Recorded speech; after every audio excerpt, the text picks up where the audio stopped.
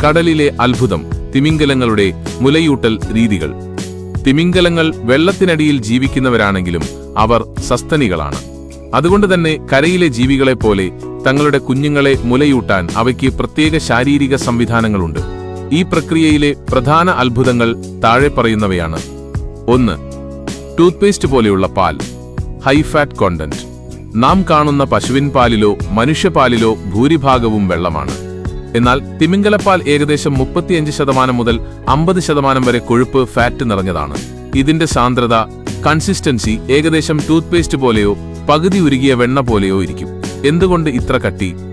പാൽ വെള്ളത്തിൽ കലർന്നു പോകാതിരിക്കാൻ ഈ കട്ടി സഹായിക്കുന്നു. കൂടാതെ തണുത്ത കടൽ വെള്ളത്തിൽ കുഞ്ഞിന്റെ ശരീരം തണുത്തു പോകാതിരിക്കാൻ ആവശ്യമായ ബ്ലബ്ബർ എന്ന കൊഴുപ്പ് പാളി വേഗത്തിൽ നിർമ്മിക്കാൻ ഈ ഉയർന്ന കലോറി ഭക്ഷണം അത്യന്താപേക്ഷിതമാണ്. 2. മുലപ്പാൽ പമ്പ് ചെയ്യുന്ന രീതി. തിമിംഗല കുഞ്ഞുങ്ങൾക്ക് മനുഷ്യ കുഞ്ഞുങ്ങളെപ്പോലെ ചുണ്ടുകൾ ഉപയോഗിച്ച് പാൽ വലിച്ചു കുടിക്കാൻ സക്കിംഗ് കഴിയില്ല. ഇതിനു പകരമായി അമ്മ തിമിംഗലത്തിന്റെ ശരീരത്തിലെ പ്രത്യേക പേശികൾ ഉപയോഗിച്ച് പാൽ കുഞ്ഞിന്റെ വായയിലേക്ക് നേരിട്ട് പമ്പ് ചെയ്യുകയാണ് ഇൻവേർട്ടഡ് നിപ്പിൾസ് ചെയ്യുന്നത്. കുഞ്ഞ് തന്റെ നാക്ക് ഒരു കുഴൽ പോലെ ചുരുട്ടി അമ്മയുടെ മുലക്കണ്ണിൽ ചേർത്ത് പിടിക്കുന്നു. അപ്പോൾ അമ്മ പാൽ കുഞ്ഞിന്റെ തൊണ്ടയിലേക്ക് നേരിട്ട് ചീറ്റിച്ചു കൊടുക്കുന്നു. 3. നീലത്തിമിംഗലത്തിന്റെ വളർച്ചാ വേഗത. ലോകത്തിലെ ഏറ്റവും വലിയ ജീവിയായ നീലത്തിമിംഗലത്തിന്റെ കാര്യത്തിൽ ഈ കണക്കുകൾ വിശ്വസിക്കാൻ പ്രയാസമുള്ളതാണ്. ഒരു നീലത്തിമിംഗല കുഞ്ഞ് ഒരു ദിവസം ഏകദേശം 190 ലിറ്റർ 50 ഗാലൻ പാൽ കുടിക്കുന്നു.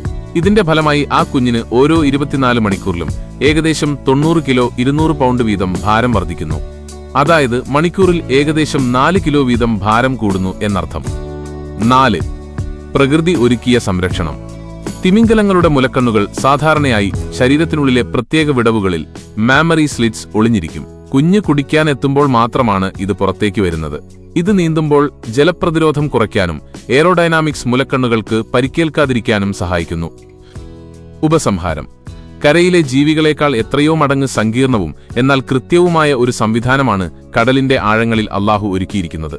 കുഞ്ഞിന്റെ വളർച്ചയ്ക്കും സുരക്ഷയ്ക്കും ആവശ്യമായ എല്ലാ ഘടകങ്ങളും ആ പാലിൽ കൃത്യമായ അളവിൽ അടങ്ങിയിരിക്കുന്നു.